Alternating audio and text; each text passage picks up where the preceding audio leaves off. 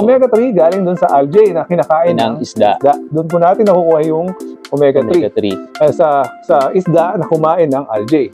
So paano kung yung isda kinakain ng mga corn? Sa farm, di ba? Sa farm, di ba? Yung mga farm raised. Wala nang algae. Wala nang omega 3, di ba? Unfortunately, yan ang katotohanan po. Yung omega 3 is very scarce. Hindi na rin natin siya makuha talaga sa yung good source, Coach Louie, dahil napakahirap na rin. ang mga isda ngayon is hindi na pinapadami na ng pusa sa farm. May ratio tayo ng omega 3 to omega 6, di ba?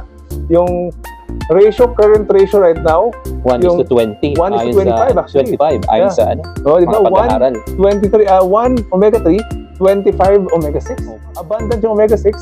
Tapos rare or scarce naman yung omega 3. Sabi nila, you can live extra healthy kung ang ratio mo is healthy kung ang ratio mo is 4:1. Pero if you want to be extra healthy, 1:1. Kung kaya mo ibaba ng 1:1 ang ratio. Pero napakahirap